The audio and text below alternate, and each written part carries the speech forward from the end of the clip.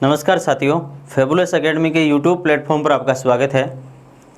दोस्तों, जब भी आप कोई एग्ज़ाम या टेस्ट देते हैं प्रैक्टिस के लिए, तो उस टेस्ट का सॉल्यूशन या एनालिसिस उतना ही इम्पोर्टेंट होता है जितनी आप एग्ज़ाम की तैयारी करते हैं। दोस्तों, जब भी आप कोई टेस्ट देते हैं और उसका एनालिसिस करके आप ये पता नहीं लगा लेते कि कहाँ कहाँ कमियां रही है या फिर किस जगह मैंने एरर की है या कौन सी सिली एरर की है, उनको जब तक आप फाइंड नहीं करते, जब तक इनको दूर नहीं करते, आपकी तैयारी अधूरी रहती है। तो दोस्तों, इसी क्रम में आपने जो टेस्ट दिया था अपनी ऐप के माध्यम से, उसके कुछ पार्ट्स के सॉल्यूशन आपने देखे। आज हम शुरू करने वाले हैं वाई ग्रुप का जनरल मैथ्स का जो पेपर फर्स्ट लगा था उसका सॉल्यूशन या एनालिसिस देखेंगे। इसमें दोस्तों हम देखेंगे कि इस जो पेपर है इसका आंसर किस तरीके से होना चाहिए था, आपने किस तरीके से दिया और इस पेपर को सोल्व करते समय टाइम को किस प्रकार बचाया जा सकता था। ठीक है दोस्तों, तो आज शुरू करते हैं हम जनरल मैथ्स के पहले पेपर का सॉल्यूशन और देखते हैं कि पहला प्रश्न किस प्रकार का आया था और उसको कैसे हल करना था। दोस्तों, पहला प्रश्न क्या है, देखो कि किसी वस्तु को 72 रुपये में बेचने पर 10% की हानि होती है। क्या होती है दोस्तों? 10% की हानि। 5 रुपये का लाभ प्राप्त करने के लिए उस वस्तु का विक्रय मूल्य क्या होना चाहिए? दोस्तों, 10% की हानि हो रही है, बेच कितने में रहा है? 72 रुपये में, मतलब 72 रुपये क्या दे रहा है? विक्रय मूल्य। क्या दे रहा है दोस्तों? विक्रय मूल्य। तो मान लिया, देखो क्रय मूल्य कितना है इस वस्तु का? क्रय मूल्य है, वस्तु का क्रय मूल्य है ए, मान लिया। अब देखो दोस्तों, कितने की हानि हो रही है? 10% की हानि हो रही है। तो क्या करते हैं, 10% कम कर देते हैं। कितने पर? परसेंट की जब भी दोस्तों बात आती है तो टोटल को 100 माना जाता है और उस 100 पर क्या कर लेते हैं? कम कर लेते हैं। जितनी हानि होती है उतना कम कर लेते हैं। तो दोस्तों देखो, ए है और इस पर 10% की हानि हुई तो कितना कर देते हैं? 90/100, मतलब 100 पर 10 कम कर दिया तो कितना लिख दिया? 90। और उसके बराबर आपको विक्रय मूल्य दे रखा है कितना दोस्तों? 72। अगर वस्तु में से कम करना होता, अगर अपन को विक्रय मूल्य ज्ञात करना होता तो सीधा ऐसे करते, यहाँ क्रय मूल्य दिया गया होता, लेकिन अपन को क्या दे रखा है? विक्रय मूल्य। जैसे देखो, ये क्रय मूल्य था और इसमें से कम कर दी हानि, तो ये विक्रय मूल्य आएगा, उसके बराबर अपन ने रख दिया। तो ये इसको हल किया दोस्तों। देखो 9 × 72, सीधा ही काट दो। और ए बराबर कितना होगा? 10 को 8 से गुणा किया तो ए बराबर कितना हो गया दोस्तों? 80 रुपये। 80 रुपये। ये क्या हो गया दोस्तों? ये हो गया क्रय मूल्य। अब क्या पूछ रहा है कि 5 रुपये का लाभ प्राप्त करने के लिए इस वस्तु का विक्रय मूल्य क्या होना चाहिए? लाभ कितने का लेना है दोस्तों? देखो क्रय मूल्य कितना है दोस्त? क्रय मूल्य अपने पास आ गया 80 और लाभ लेना है कितने का? कितने का लाभ लेना है? 5 रुपये का। तो कितने में बेचनी पड़ेगी? 5 रुपये ज़्यादा में बेचनी पड़ेगी। तो 80 × 5 कितना हो गया दोस्तों? 85 हो गया। ये इसका आंसर आ गया। तो यहाँ पर 85 है बी ऑप्शन में, आप आंसर 85 रख देंगे। ठीक है। दूसरे तरीके से भी इसको हल कर सकते थे अपन कि माना क्रय मूल्य जो है वो 100 रुपये है, तो विक्रय मूल्य कितना होगा दोस्त? विक्रय मूल्य कितना होगा बता सकते हो? कितना होगा विक्रय मूल्य? 10% की हानि, मतलब 100 रुपये पर 10 की हानि हो रही है। क्रय मूल्य मान लिया 100 रुपये, 100 पर 10 की हानि हो रही है, इसका मतलब 90 रुपये में उसको बेच रहा है। कितने की हो गई? 10 की हानि हो गई। कोई बात नहीं। अब इसको आप हल्का कर सकते हैं। देखो हल्का कैसे, कि दोनों साइड में बिंदु काटती, तो ये 10 हो गया और ये 9।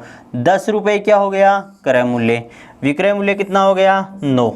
लेकिन इसने क्या बोल रखा है कि विक्रय मूल्य जो है 9 रुपये नहीं है, कितना है? 72 रुपये है। तो भाई साहब इसके बराबर 72 करना पड़ेगा। कितना गुणा है? 8 गुणा। कि 9 अंटे 72, 8 गुना है। या फिर इसका भाग दे के भी दे सकते हो, 72 में 9 का भाग दिया कितनी बार गया, 8 बार। ऐसे ही यहाँ 8 गुना है तो इधर भी 8 गुना होगा साहब, दोनों साइड में बराबर गुना होता है। तो ये कितना हो गया, 80 रुपये। तो दोस्तों देखो क्रय मूल्य कितना आया, 80 रुपये। अब लाभ कमाना है इस पर कितने का, भाई वस्तु का मूल्य 80 था और 5 रुपये का लाभ कमा लो, तो 5 रुपये और जोड़ दो, तो 80 5 कितना हो जाएगा, 85 रुपये। यह आ जाएगा इसका विक्रय मूल्य। इस प्रकार दोस्त आराम से इसको हल कर सकते थे। परसेंटेज से रिलेटेड अच्छी जो ट्रिक्स हैं उनके लिए आप हमारी ऐप डाउनलोड कर सकते हैं दोस्तों। ऐप पर आपको पूरी ट्रिक्स और बेसिक पूरा सॉल्यूशन मिलेगा, जिससे आप अपने तैयारी को बेस्ट कर सकते हैं और एग्ज़ाम में अधिकतम मार्क्स जो हैं वो प्राप्त कर सकते हैं। ठीक है दोस्तों, तो देखते हैं अगला प्रश्न कैसा आया था। इसमें आया कि 45 वस्तुओं को 40 रुपये में बेचने पर 20% की हानि होती है। तो दोस्तों 20% का लाभ प्राप्त करने के लिए 24 रुपये में कितनी वस्तु बेचनी होगी। दोस्तों बहुत ही इजी प्रश्न था, बहुत सारे तरीके हल करने के, लेकिन मैं एक छोटी सी बात आपसे पूछता हूँ कि मान लो क्रय मूल्य ए रुपये है किसी वस्तु का, क्या है, ये क्रय मूल्य है। ये बेसिक कर रहे हैं अपन थोड़ा सा, देखो कि क्रय मूल्य ए रुपये है।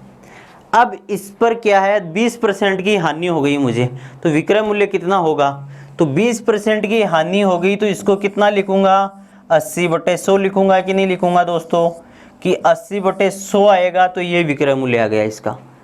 ठीक है, कि 20% की हानि हो गई, इसका मतलब 80/100 लिखते ही कितना आ गया, 20% कम हो गया। तो दोस्तों ये क्या हो गया, विक्रय मूल्य। लेकिन अगर मुझे ये हानि वापस सही करनी है, मतलब जितनी हानि हुई उसको वापस क्रय मूल्य ज्ञात करना है, हानि से मुझे किधर जाना है, क्रय मूल्य पर जाना है, वापस इसके ए के बराबर करना है, तो मुझे क्या करना पड़ेगा, 100/80 से गुणा करना पड़ेगा ना, है कि नहीं। तो देखो दोस्तों यहाँ पर क्या करना है, आपको कुल रुपए रख देने हैं, कितने, 40 रुपये रख दिए, और कितनी वस्तु आ रही है, 45 वस्तुएं, इनका भाग दे दिया वस्तुएं। ये हो गया रुपये बटे वस्तुएं। पहले क्या हो रही है दोस्तों, पहले हो रही है क्या, हानि हो रही है, हानि हो रही है, लेकिन अपन को किस तरफ जाना है, पहले क्रय मूल्य। देखो दोस्तों हानि हो रही है, फिर जाना है अपन को क्रय मूल्य पर, फिर लाभ लेना है, तो हानि से क्रय मूल्य की तरफ आते हैं। देखो यहाँ से हानि से वापस क्रय मूल्य की तरफ आते हैं, तो बड़ा ऊपर गुणा करते हैं, छोटा नीचे। तो 20% की हानि हो रही है, तो मैं 100/20 करते, इसका क्या आ गया दोस्तों, क्या आ गया, क्या आ गया इसका, क्या आ गया, इसका आ गया दोस्तों क्रय मूल्य, किसका, एक वस्तु का, एक वस्तु का क्या हो गया, क्रय मूल्य हो गया, ये एक वस्तु का क्रय मूल्य।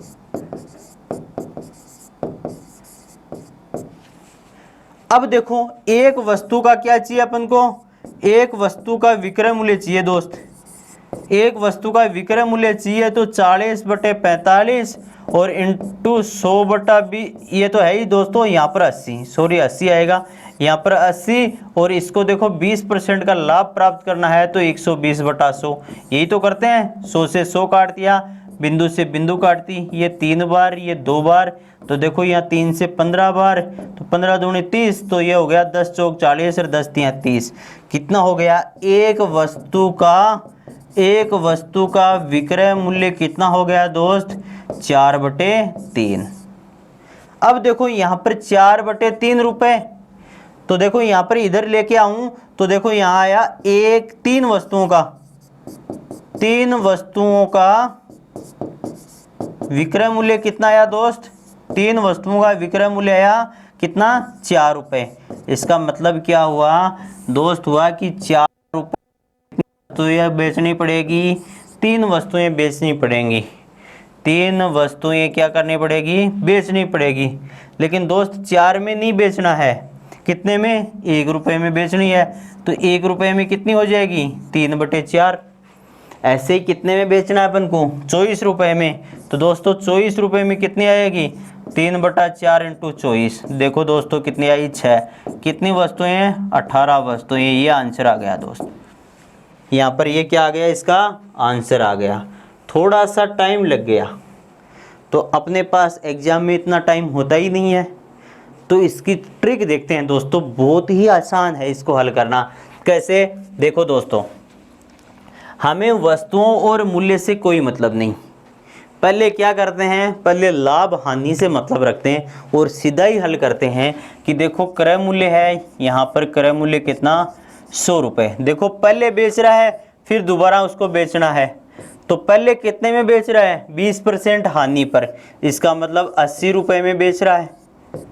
फिर दूसरी बार 20% लाभ पर, 20% लाभ पर मतलब 120 रुपये में बेच रहा है। तो देखो दोस्तों, 0 से 0 काट दिया और ये कितना आया, 2/3, 2 और 3, 2/3 नहीं, 2 और 3 आ गया दोस्तों, काट दिया इसको 4 का भाग देके। अब देखो दोस्तों, जब मूल्य है, क्या होता है, मूल्य है वो मात्रा का 1/1 मात्रा, मतलब मात्रा का उल्टा होता है। कैसे कि दोस्तों, जब भी मूल्य बढ़ता है मात्रा कम आती है। जैसे अभी पेट्रोल के मूल्य बढ़ रहा है, पेट्रोल की कीमत बढ़ रही है, तो पहले 75 रुपये में 1 लीटर पेट्रोल आता था और अब 75 रुपये में 1 लीटर से कम आ रहा है, मतलब मूल्य जो जो बढ़ा मात्रा कम हो गई। ऐसे ही दोस्तों, जैसे प्याज है, पहले प्याज 50 रुपये का 1 किलो आता था और अब 50 रुपये का कितना आ रहा है, 5 किलो आ रहा है, क्योंकि मूल्य घट गया तो मात्रा क्या हो गई, बढ़ गई। तो दोस्तों, मूल्य और मात्रा दोनों क्या होती है, उल्टी। मूल्य बढ़ता है मात्रा घटती है और मूल्य घटता है मात्रा बढ़ती है, तो उल्टा होता है। तो दोस्तों, ये तो क्या था, अपन ने मूल्य था ना, हानि पर बेचा, तो जो मात्रा आएगी वो क्या आएगी दोस्तों, उल्टी आएगी। मतलब पहले कितना बेच रहा था, अगर पहले 3 बेच रहा था तो अब 20% का लाभ कमाने के लिए कितना बेचना पड़ेगा, 2 बेचना पड़ेगा। लेकिन ये क्या बोल रहा है, पहली तो 45 वस्तुएं बेच रहा था, तो 3 नहीं बेच रहा था, कितने बेच रहा था, 45, मतलब इसका कितना गुना बेच रहा था, 15 गुना। तो अब भी इसका 15 गुना ही बेचेगा, तो 15 गुना मतलब 30, क्या बेचेगा, 30 वस्तुएं बेचेगा। कितनी वस्तुएं, 30 वस्तुएं। आगे हल कर लो दोस्तों, आगे हल कर लो। देखो 30 वस्तुएं आ गई, तो आगे हल कैसे करेंगे, देखो कितने रुपए में, 40 रुपए में अब बेचेगा, 40 रुपए में अब कितनी बेचेगा, अब बेचेगा कितनी दोस्तों, कितनी वस्तुएं, 30 वस्तुएं, 30 वस्तुएं बेचेगा। 1 रुपए में कितने बेचेगा, 30/40 वस्तुएं, यही तो आएगा। लेकिन अपन को कितने रुपए में बेचनी है, 24 रुपए में बेचनी है, तो 24 रुपए में आ जाएगा दोस्तों 30/40 और इंटू 24। इसको हल करेंगे दोस्तों, देखो 6 चौके 24, कितनी आ गई, 18 वस्तुएं बेचेगा। 24 रुपए में कितने बेचेगा, 18 वस्तुएं। यार दोस्तों, इसका आंसर कितना आ जाएगा, 18 इसका आंसर आ जाएगा। तो आप 18 पर टिक कर देंगे, ठीक है। तो इस प्रकार ऐसे प्रश्न का अपन को हल प्राप्त हो जाता, ठीक है दोस्तों। उम्मीद करता हूँ आपने सभी ने इसका आंसर सही दिया होगा, ठीक है। आगे बढ़ते हैं, अगला प्रश्न देखते हैं दोस्तों। अगला प्रश्न है बहुत ही इजी है, कैलकुलेटिव प्रश्न है, थोड़ा सा माइंड लगाना था आपको। क्या, सीधा ही है कि 330 का 96%। दोस्तों देखो 330 और इसका निकालना है 96%। 96% निकालने के लिए परसेंट का चिन्ह हटाने के लिए 100 का भाग दे दिया, प्लस आगे कितना हो गया 960 और इसका कितना दोस्तों 33%, तो 33/100। देखो दोस्तों, ऐसे अपन इसको हल कर सकते थे। कितना आया, देखो दोस्तों, ये आया 33 × 96/10 और प्लस हो गया ये 96 × 33/10। अब देखो इसको दोस्तों आगे भी हल किया जा सकता था। देखो 96 दोनों जगह है, 33 दोनों जगह है, तो ये कितना हो गया दोस्तों। देखो इसको हल करें, जब भी नीचे 10 है और वो कट नहीं रहा तो आपको 10 ही रखना है, क्योंकि आंसर निकालने में आसानी होगी। कैसे, देखो ये 33 × 96 और 33 × 96 दो जगह है तो डबल हो जाएगा, तो 2 × 33 × 96 कितना हुआ दोस्त, 33 × 96/10।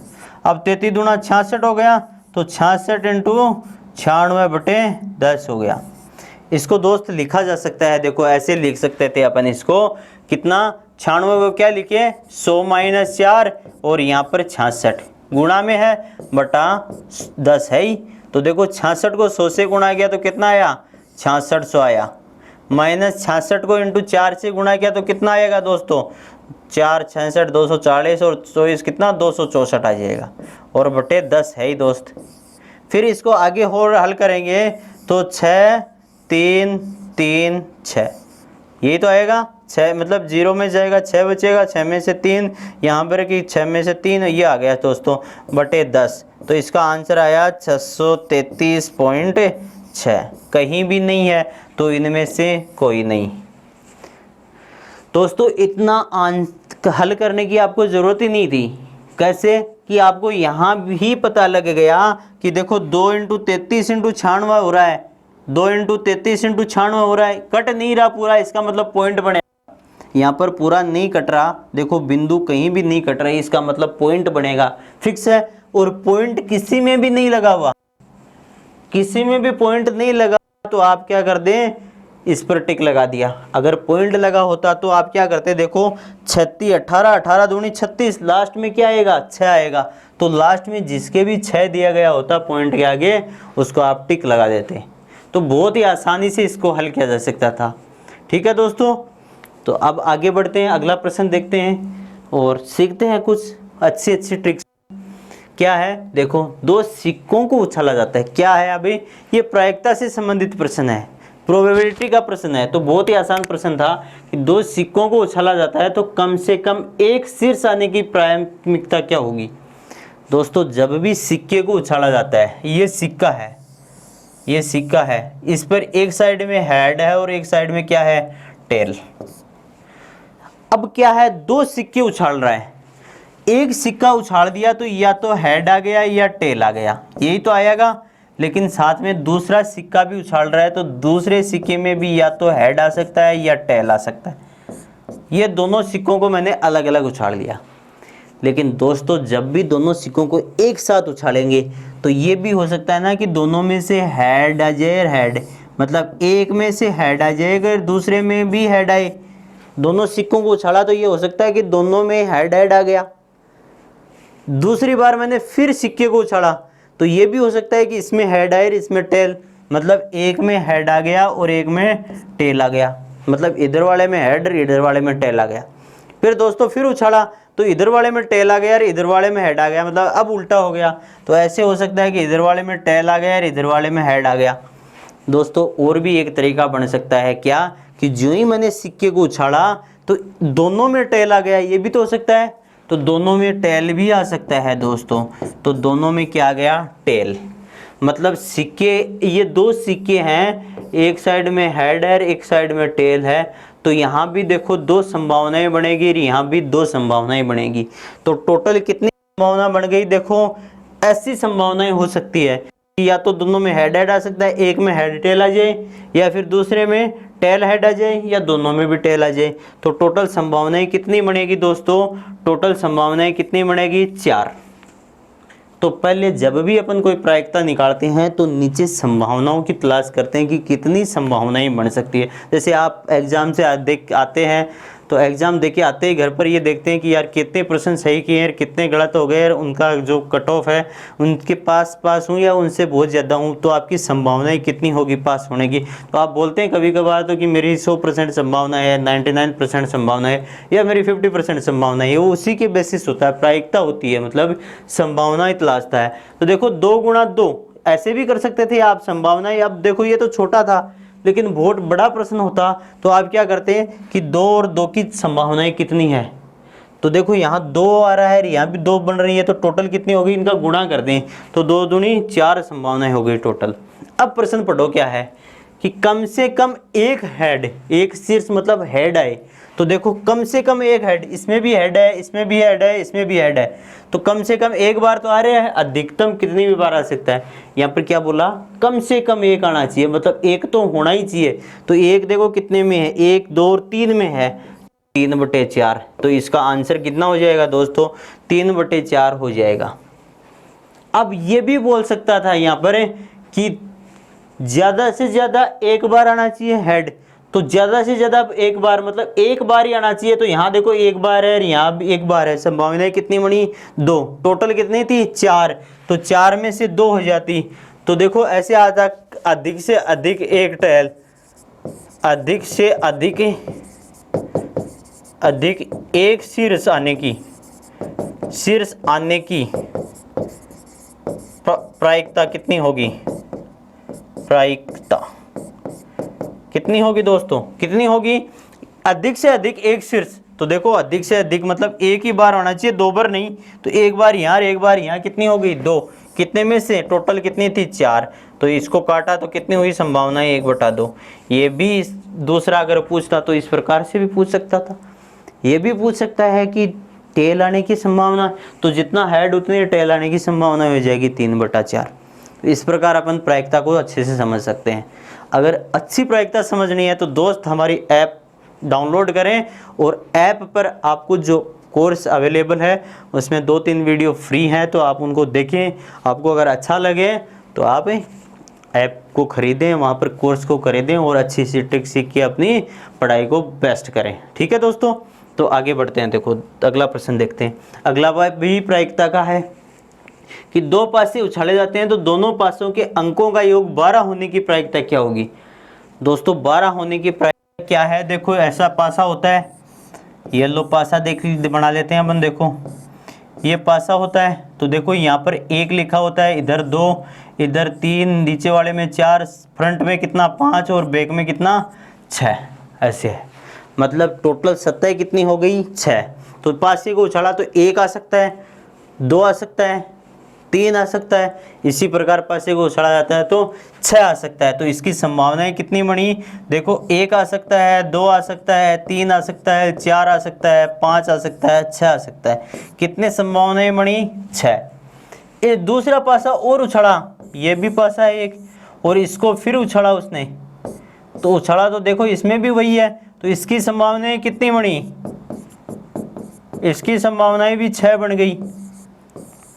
तो टोटल संभावनाएं मैंने बताई थी कि इसकी 6 बन रही है, इसकी भी 6 बन रही है, तो इन दोनों को गुणा कर दें तो 6 6 36। टोटल संभावनाएं कितनी हो गई दोस्तों?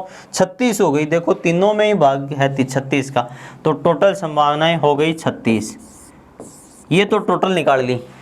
प्रायिकता जब भी निकाले तो टोटल संभावनाएं अपन को निकालनी, तलाश करनी पड़ेगी। फिर क्या है कि इनका योग 12 होने की प्रायिकता क्या होगी? योग 12 कब होगा दोस्तों? योग 12 तब होगा जब इसमें 6 आएगा और इसमें 6 आएगा। मतलब दोनों को उछाला तो इसमें 6 आया और इसमें 6 आया। देखो इसमें 1 आ गया और इसमें 2 आ गया, कोई मतलब नहीं, 6 योग आना चाहिए। 6 योग कब होगा? जब इसमें भी 6 आएगा और इसमें भी 6 आएगा। तो ऐसे उछाला दोनों को, तो दोनों में साथ में इधर 6 और इधर 6, तब भी 12 बनेगा, बाकी कहीं नहीं बनेगा। तो केवल एक संभावना ही ऐसी है जिसमें योग 12 बनता है। तो कितना हो गया दोस्तों? इसका आंसर 1/36 हो गया। ऐसे पूछता है योग 5 आने की संभावना, तो 5 आने की संभावना मतलब देखो इधर 2 और इधर 3, तब भी 5 बनेगा, या फिर इधर 3 और इधर 2, 5 बनेगा, 1 और 4 5 बनेगा, और ऐसे ही हो सकता है कि यहाँ पर 4 और 1 5, मतलब 4 संभावनाएं बन गई, तो 4/36 1/9 बन जाता। इस प्रकार भी इसका आंसर अपन निकाल सकते थे। ठीक है दोस्त, तो बहुत ही आसान है प्रायिकता। उम्मीद करता हूँ आप अच्छे से समझ रहे हैं, अब से अच्छे से इसको वीडियो को देख रहे हैं या एंजॉय कर रहे हैं। ठीक है दोस्तों, अगला प्रश्न देखते हैं कैसा प्रश्न आया था। अगला प्रश्न है समबाहु त्रिभुज का। दोस्त समबाहु त्रिभुज का क्षेत्रफल दे रखा है और ऊंचाई पूछी है। तो दोस्त समबाहु त्रिभुज जो होता है, क्या समबाहु त्रिभुज कौन सा होता है? समबाहु त्रिभुज होता है जिसकी तीनों भुजाएं आपस में बराबर होती है। तो समबाहु त्रिभुज का क्षेत्रफल क्या होता है दोस्त? क्षेत्रफल होता है √3/4a²। ठीक है, तो देखो दोस्तों यहाँ पर इसका दे रखा है क्षेत्रफल कितना? 16√3। देखो 16√3 दे रखा है अपन को, और ये कितना होता है? 3/4 और a²। दोस्तों a क्या है यहाँ पर? यहाँ पर a क्या है? भुजा। क्या है दोस्त? भुजा है। तो देखो यहाँ √3 से √3 गया, 4 को इधर गुणा कर दिया, तो दोस्तों a² कितना आया? 64, और a कितना आ गया? a बराबर आ गया दोस्त 8। यहाँ से a बराबर निकाल लिया। अब त्रिभुज की ऊंचाई पूछी है, तो समबाहु त्रिभुज की ऊंचाई क्या होती है दोस्त? समबाहु त्रिभुज की ऊंचाई, ऊंचाई क्या होती है दोस्त? क्या होती है ऊंचाई? कितना होता है? √3/2 a होता है दोस्त। तो देखो यहाँ पर मान रखेंगे अपन a बराबर अपने पास कितना आया 8 अपन ने निकाला था, क्योंकि क्षेत्रफल दे रखा है तो क्षेत्रफल रख दिया दे रखा है उतना, एक भुजा का मान निकाल लिया और भुजा से रख दिया ये। तो देखो कितना हुआ √3/2 और भुजा कितनी दे रखी है दोस्त 8, तो देखो ये कितना हुआ 4। तो ये इसकी ऊंचाई कितनी हो गई 4√3, ये आ गया दोस्त 4√3, डी आंसर आ जाता। कब आता जब आपको इसका क्षेत्रफल याद होता, ऊंचाई इसकी याद होती। दोस्तों याद कर लेंगे लेकिन अपन को पहले इसको सीखना है कि ये आता कैसे है। तो देखो इधर कैसे आता है इसका जो ये है क्षेत्रफल, देखो दोस्तों ये है ए, ये है ए और ये है ए। अब मैंने यहाँ से इस पर क्या डाल दिया दोस्त लंब डाल दिया। तो जब भी शीर्ष से लंब डालेंगे जब समबाहु त्रिभुज होगा तो दो बराबर भागों में बांटेगा, तो ये कितना हो गया a/2 और ये भी कितना हो गया a/2, 90 डिग्री हो गया। दोस्तों त्रिभुज का क्षेत्रफल क्या होता है, त्रिभुज का क्षेत्रफल ये होता है, क्या होता है 1/2 इंटू आधार इंटू ऊंचाई, यही तो होता है दोस्त ऊंचाई।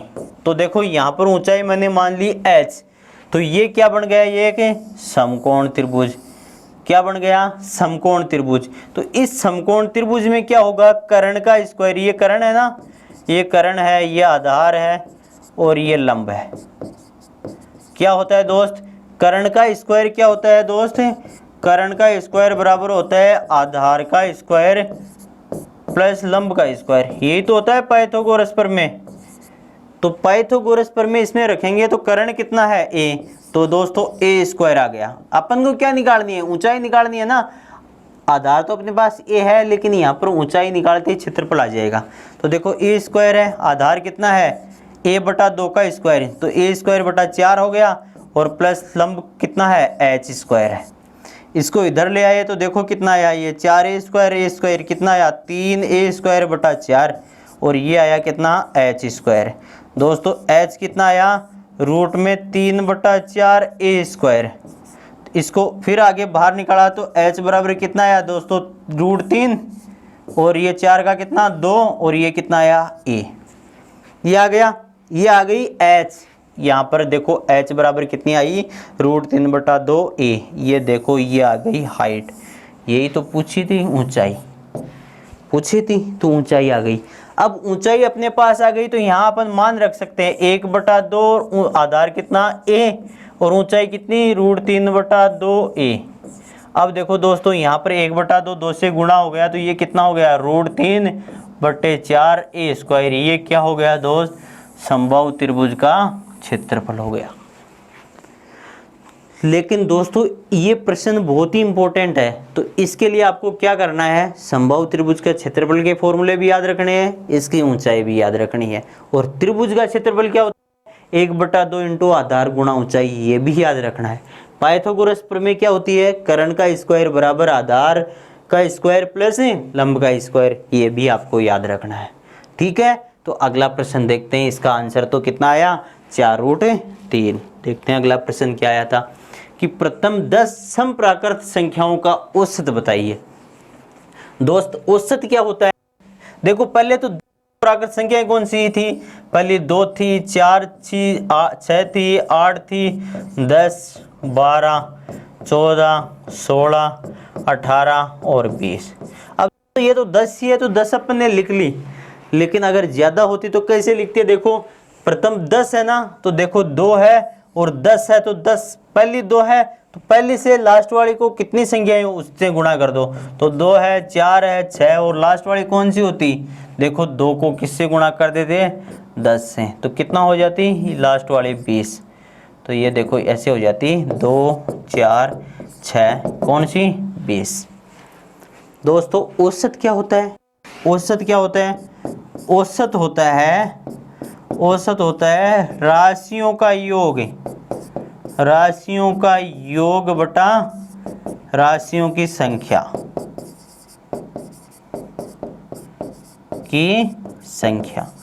ये होती है। तो राशियों का योग कितना आएगा, देखो ऐसे ही तो करेंगे 2 + 4 + 6 + 8 कहाँ तक 20 तक, और बट्टा कितनी संख्याएं हैं, टोटल 10 संख्याएं हैं। तो देखो यहाँ से 2 मैंने कॉमन ले लिया तो कितना बना, 1 + 2 + 3 कहाँ तक, 10 तक, और बटे 10 है ही। इसको आगे हल करेंगे दोस्तों। देखो प्राकृत संख्याओं का योग क्या होता है, प्राकृत संख्या 10 प्राकृत संख्याओं का योग कितना हो गया, n प्राकृत संख्याओं के योग वाला फॉर्मूला लगा दो, कितना, n प्राकृत संख्याओं के योग का n + 1/2, यही तो होता है। हाँ इसका लगा देते हैं ये फॉर्मूला, यही तो है फॉर्मूला, और ये फॉर्मूला लगा देते हैं यहाँ पर। तो फॉर्मूला लगाने पर क्या आएगा दोस्त, देखो क्या आएगा, यहाँ रख देंगे 2, और ये आया n कितना, 10 × 10 + 1, ये लो, ये बड़ा ब्रैकेट बना देते हैं, और बटा पहले तो 10 है ही, और 2 और है, तो देखो 2 से 2 कट गया, 10 कट गया यार, 10 रे कितना आ गया, 11, ये आ गया वस्तुतः। पहले क्या करो, जोड़ो, फॉर्मूला याद होना चाहिए, कितनी माथापच्ची है दोस्तों, इनसे ही तो अपन को दूर होना है। तो इसके लिए अपन को क्या काम में लेना है, देखो इधर क्या काम में ले, कहाँ जहीं भी आपको संख्या दे गई है, सम प्राकृत संख्या दे चाहे विषम प्राकृत दे चाहे कोई भी संख्या दे, कोई मतलब नहीं, इनसे चाहे कितनी संख्या है, आपको क्या करना है कि प्रथम संख्या और लास्ट संख्या, क्या, अंतिम संख्या, और बट्टा 2 कर देना है, वो औसत आ जाएगा, क्या आ जाएगा, औसत आ जाएगा संख्याओं का। तो देखो संख्या आ गई, संख्या आपको दे गई है कितनी, 1 दे रखी है, सॉरी 2 दे रखी है, 4 दे रखी है, और लास्ट संख्या नहीं दे रखी। तो देखो प्रथम 10 सम है, सम है मतलब 2 से गुणा है पूरी, तो देखो 2 को 10 से गुणा करोगे तो लास्ट वाली कौन सी आ जाएगी, 20 आ जाएगी। तो क्या करना है औसत के लिए, पहली और लास्ट को जोड़ना है। तो पहली और लास्ट कौन कौन सी हो गई दोस्तों, 2 और 20 कितनी हो गई, 22। क्या करना है, 2 + 20 और बटा 2, मतलब दोनों को जोड़ के 2 का भाग देना है, मतलब पहली और लास्ट को जोड़ के 2 का भाग देना है। तो यहाँ भी 2 का भाग दिया तो कितनी आई, 11, ये आंसर आ गया दोस्त। तो यहाँ पर ये सीधा ही टिक कर दिया।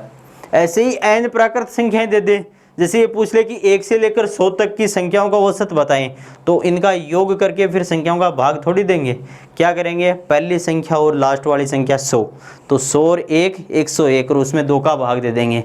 तो 101 में 2 का भाग दिया तो 50.5 आ गई, मतलब 50.5 आ गई। तो 50.5 उसका क्या हो गया, औसत हो गया। ऐसे ही विषम दे दे कि पहली और 1 से लेकर 20 तक की विषम संख्याओं का योग बताओ, तो 1 से लेकर 19 विषम संख्या तो 19 तक की आएगी, तो 1 है पहली, लास्ट 19 है, तो इन दोनों का जोड़ के 2 का भाग दे दो, बस खत्म। दोस्तों करना क्या है, पहली और लास्ट को जोड़ के 2 का भाग देना है, वो संख्याओं का औसत आ जाएगा। लेकिन एक बड़ी बात ये याद रखनी है कि संख्याओं का अंतर बराबर होना चाहिए। जैसे प्राकृत संख्या आएगी तो 1 आएगी, 2 आएगी, 3 आएगी, 4 आएगी, तो इन दोनों का अंतर जो है वो हर संख्या के बीच में, जैसे 1 से 2 का अंतर 1 है, 2 से 3 का 1, ऐसे ही सम है, देखो 2 से 4 का 2, 2, 2, 2, ऐसे ही अंतर बराबर है। ऐसे ही एक प्रश्न आता है कि गुणांक 3 के 10 गुणांक को औसत बताएं, तो पहला गुणांक 3, 10वां गुणांक 30, तो दोनों को जोड़ के 2 का भाग दे दो, क्योंकि अंतर 3 का आ रहा है। बहुत ही आसान होता है दोस्तों, बहुत ही मज़ेदार तरीके से हमारी ऐप में आपको पढ़ाया गया है। तो आप एक बार ऐप को डाउनलोड करें और उसमें जो फ्री दिए गए हैं कोर्स वो ज़रूर देखें, इसके बाद आपको अच्छा लगे तो डाउनलोड करें, वो मतलब ख़रीदें आप कोर्स। दोस्तों आपको ख़रीदने पर इतना ही मज़ा आएगा जितना इस सॉल्यूशन में आ रहा है, ठीक है। तो आगे बढ़ते हैं, अगला प्रश्न देखते हैं। पैसे की 2 राशियां 8 और 9 के लिए अनुपातिक है, पहली 20 रुपए तो अन्य क्या है। बहुत ही आसान है दोस्तों, देखो एक 8 है और एक 9 है, बोल रहा है कि ये कितनी है, यही तो अनुपात है 2 राशियों का, ये पहली रही है दूसरी, इन दोनों का अनुपात है 8, 9। बोल रहा है कि पहली कितनी है 20, तो आप ऐसे लिख सकते हैं कि 8 के इक्वल कितनी है 20, 1 के इक्वल कितनी है 20/8, तो कितना आया 2.5।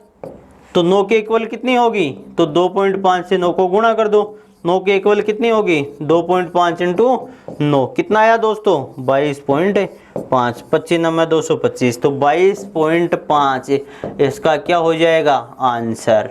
बहुत ही आसान था, आराम से इसको हल कर सकते थे। ठीक है दोस्त, तो आगे बढ़ते हैं, अगला प्रश्न और देख लेते हैं। क्या है कि यदि 1 का 2/3 भाग, कोई दिक्कत नहीं, बहुत आसान है, अपन तो हल कर लेंगे इसको। कैसे कैसे हल करेंगे, देखो 1 का 2/3 भाग, कोई बात नहीं, 1 का 2/3 भाग b के 75% के बराबर है, कोई बात नहीं, b का 75% कितना होगा दोस्तों, 75/100।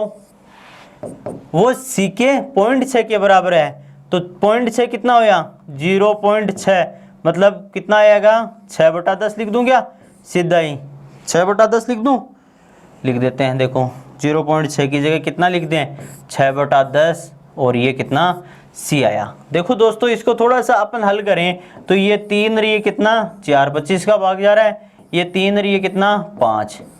देखो दोस्तों आया 1 का 2/3, तो ऐसे लिख दूं 2/3 ये बराबर कितना, 3/4 b बराबर कितना, 3/5 c, ये आ गया दोस्त। अब क्या चाहिए, अब चाहिए a अनुपात b अनुपात c। तो दोस्तों जब भी आप इस प्रकार का कोई कैलकुलेशन आए और उसमें a अनुपात b अनुपात c दे, तो इनके बराबर क्या मान लें, 1 मान लें। क्या कर रहे हैं, 1 मान लिए, तो इनके बराबर 1 आ गया। तो यहाँ से देखो क्या आया दोस्तों, 2a/3 बराबर 1। तो इसका मतलब a बराबर कितना आया दोस्तों, यहाँ से a बराबर कितना आया, देखो ये 3 इधर चला गया तो 3/2, मतलब इसका उल्टा आएगा। ऐसे ही b बराबर कितना आया दोस्तों, 4/3। ऐसे ही c बराबर कितना आया, 5/3 आ गया। अब चाहिए मुझे a अनुपात b अनुपात c। तो दोस्तों देखो निकाल दो, a अनुपात b अनुपात c। a कितना रखूं, 3 कितना है दोस्त, 2, ये लो 3/2। b कितना है, 4/3, और c कितना है, 5/3। इतना निकाल लेंगे। इतना निकालने के बाद अनुपात को सोल्व करने के लिए क्या देते हैं, एलसीएम देते हैं। तो एलसीएम कितना आया, देखो 3 2 का 6, तो यहाँ 3 3 9 आ गया। अनुपात देखो 3 दूनी 6, ये 8 आ गया, और ये 3 दूनी 6 और 5 दूनी 10 आ गया। तो अनुपात आ गया दोस्तों 10, 9 अनुपात 8 अनुपात 10।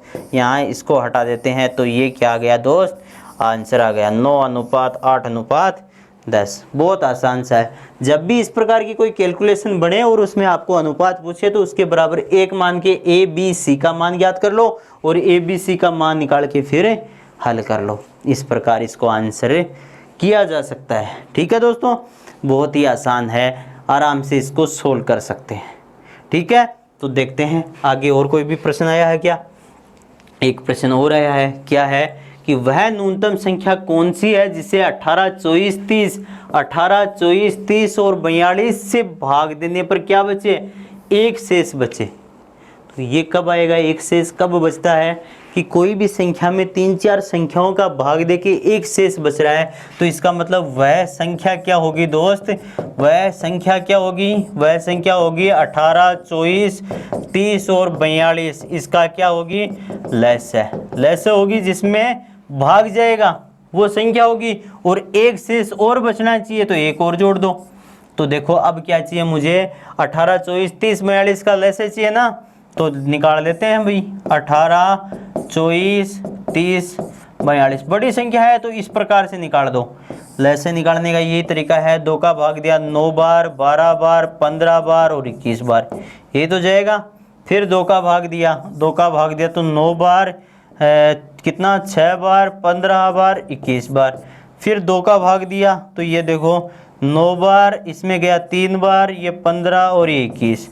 फिर मैंने 3 का भाग दिया तो ये देखो 3 बार, 1 बार, 5 बार और 7 बार। फिर 3 का दिया तो देखो 1 बार, 1 बार, 5 बार, 7 बार।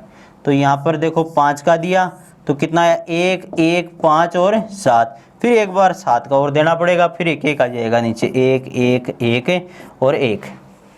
मतलब क्या हो गया, लैसे पे ये हो गया दोस्तों, ये इसका लैसे पे आ गया। तो संख्या 18, कितना 24, 30 और 42, इसका लैसे कितना हो गया दोस्त, इसका लैसे कितना हो गया, देख सकते हैं अपन। लैसे दिया गया है तो लैसे अपन देख सकते हैं। और लैसे का जब भी अपन लैसे देखेंगे तो क्या करेंगे दोस्तों, इनको गुणा कर देंगे सबको, तो इनका लसे क्या हो गया 2 गुणा 2 गुणा 2 गुणा 3 गुणा 3 गुणा 5 गुणा 7। ठीक है, तो देखो कितना हुआ 2 दूनी 4 4 दूनी 8 8 पंजे 40, ये 40 7 21 21 63 ये हो गया। तो ये कितना हुआ देखो दोस्तों 40 और 63 को 40 से गुणा किया तो ये 0 और 6 कितना 4 3 12 को दुआ और ये 20 और 1 कितना हो गया 25 6 चौके 24 1 25 2520 हो गया दोस्तों। वह देखो लेस से कितना हो गया इसका आ गया 2520, ये 2520 और उसमें क्या है वह संख्या क्या है एक और जोड़ेंगे तो कितना हो जाएगी 2521, तो ये 2521 इसका आंसर हो जाएगा। आराम से इसको निकाल सकते हैं। लेकिन एक मज़ेदार चीज़ और है दोस्तों, क्या है कि जब भी किसी संख्या के लास्ट में 0 है इसका मतलब उस संख्या का जो लेस बनेगा उसमें लास्ट में क्या बनेगा 0। एक संख्या के लास्ट में 0 है तो पक्का 100% उसका जो लेस बनेगा उसके लास्ट में 0 आएगा। और शेष क्या बच रहा है 1 बच रहा है दोस्तों, शेष 1 बच रहा है तो क्या करो उस 0 में 1 जोड़ेंगे तो लास्ट में वह संख्या बनेगी, जो संख्या बनेगी उसमें लास्ट में क्या आएगा 1 आएगा। कैसे कि देखो जैसे 30 का कोई भी संख्या थी लास्ट में क्या बन रहा था 0 बन रहा था लेसे में, और उसमें शेष 1 बच रहा है, इसका मतलब 1 जुड़ा हुआ है, 1 जुड़ा हुआ है तो उसके इकाई का अंक क्या होगा जो भी संख्या बनेगी 1 होगा। तो देखो यहाँ पर केवल एक ही संख्या ऐसी है जिसके इकाई का अंक 1 है, तो इतना करना ही नहीं पड़ता, आपको सीधा आंसर कर सकते थे। तो ऐसी ही मज़ेदार ट्रिक्स के लिए आपको हमसे जुड़े रहना होगा और एग्जाम में बहुत ज़्यादा नंबर आप प्राप्त कर सकते हैं। ठीक है दोस्तों, तो आज के लिए हम करेंगे इतना ही। अगला जो है सॉल्यूशन उसका अगले दिन अपन जो दूसरा पेपर लगा था उसका सॉल्यूशन करेंगे। एक बात और याद रखनी है दोस्तों आपको, क्या कि हमारे ऐप पर जो 4th टेस्ट है 3 टेस्ट हो चुके हैं, चौथे एयरफोर्स और नेवी जो एयरफोर्स का अक्स और वाई ग्रुप का जो टेस्ट है वो चौथा टेस्ट 1 जुलाई को लाइव होगा। तो आप ऐप डाउनलोड करके उस टेस्ट को ज़रूर दें और अपनी ओवरऑल रैंक देखें अब ऑल इंडिया स्तर पर। ठीक है दोस्तों, तो जुड़े रहें और अच्छी सी तैयारी करते रहें। जय हिंद, जय भारत।